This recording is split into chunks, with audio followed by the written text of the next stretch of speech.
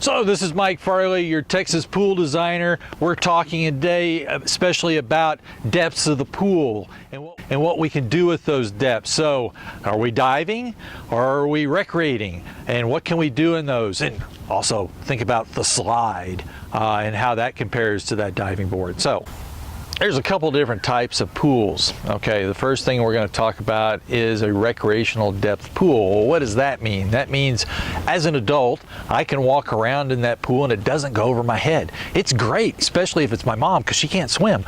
So, 3.5, 5, 4, an adult can walk anywhere around that. And so that's what's called a recreational pool. The cool thing about a recreational pool is I can still do a cannonball into the middle of it. I can set a volleyball net up and play volleyball. I can play basketball in the pool. You know how much of that pool gets used?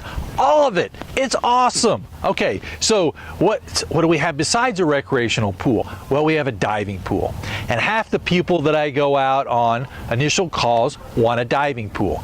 The challenge is diving pool creates some issues, and first of those is cost. It's going to cost more than a recreational pool because most people still want some shallow area, but you have to have certain widths, certain lengths, and certain depths to meet the safety requirements for diving. Okay, so the typical diving pool has a diving board. Now you want a diving board because that is the only safe place to dive in that swimming pool. And by putting that board in that place, we now know when they jump off of that, they're going to be safe. We have the right glide path, we have the right width, and we have the right depth to do that. Now, the depth relates to the diving board elevation. Whatever we're jumping off of, we want the height of that element plus 6.5 feet to go in safely. So that's where you typically get the depth of 8 foot for a diving board. They're typically up about 18 inches. As a designer, I prefer to do 9 feet. I have a little bit of safety here because some people are crazy boys like I was growing up, and so it's good to have a little bit of safety. With a diving board, you typically there's two different types of boards, and most people don't understand that. There's a diving board which has some spring to it. Okay. There's also what's called a jump stand, which is totally rigid. When you hit the end of it, your knees are like, oh, what happened? It didn't move. It didn't do what I thought it was going to do. And it's not pleasant. It's just to walk off to a point and jump. Okay. It's not to actually get spring off of that. You can do 12 foot wide off a jump stand. Nobody wants that, so let's not even consider that as an option. We want a diving board that has some spring to it. So we need 15 feet from a width. Now you can't have the bench in there. Now, do you do ladders still? Nobody does ladders anymore. Okay, we all use benches. Benches are much more user-friendly for people to get out of.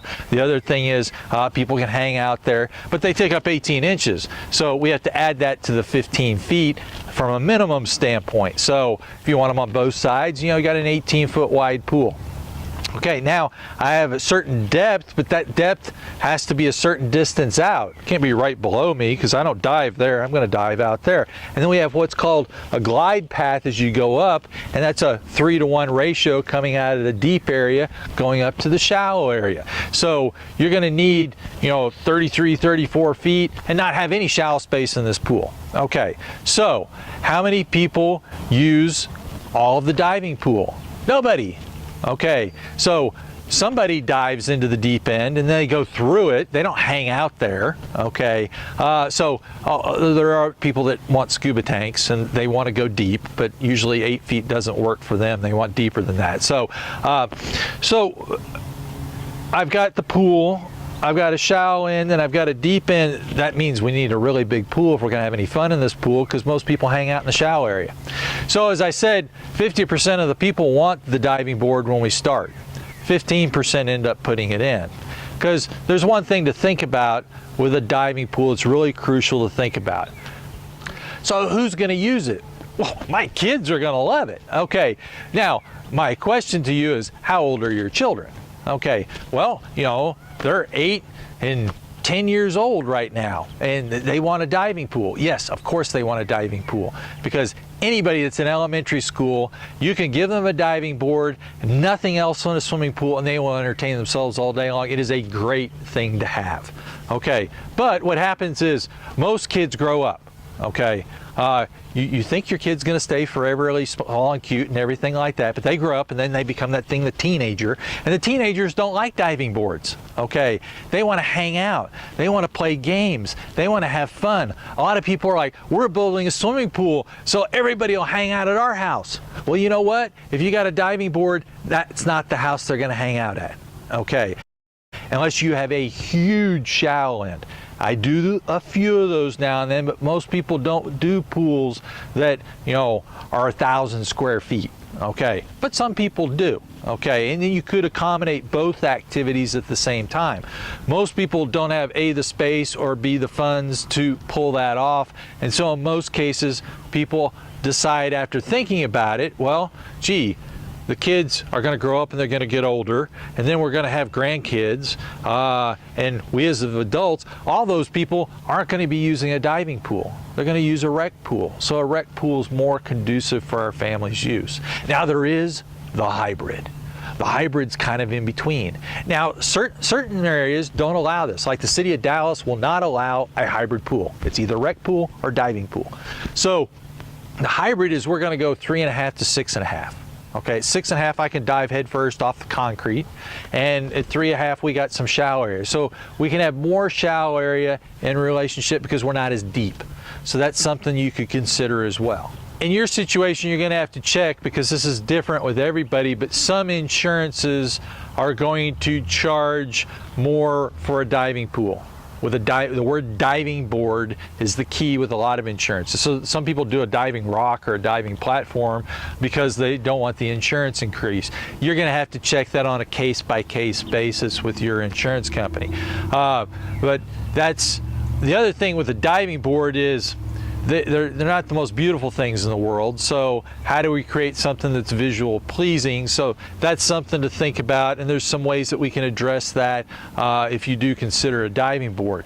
But the other thing with that recreational pool that we can consider, and a lot of people think you have to have a deep pool for it, is the slide. Now the slide has a lot of different activities that you can do with it, well, mainly just sliding, but there's many different types of slides. You can have slides that are built onto a deck that are freestanding fiberglass. You can have a built-in dolphin slide or interfab slide, which, you know, they're like 15 feet long, 6 feet tall. There are all kinds of masonry built into it. Those are typical. And then you have custom slides that might be 25, 35, 45, 50 feet long, different heights. You can get into all kinds of things that, you know, it's kind of like your own personal water park in the backyard. Now, slides have a big visual impact. They're typically at least 6 feet tall. Some of the fiberglass freestanding ones are shorter, but a lot of slides can go into 4.5 feet of water. So you don't have to have the deep pool to still accommodate the slide. And we're going to talk about slides in a little bit more detail on a different video. But anyway, just something to think about, that recreational pool, that we can use the whole thing, or the diving pool, which quite honestly, most of it gets used just to hang out in the shallow end, and then we occasionally dive in, especially as our kids get older. So just something to think about to come up with what's going to be best for you.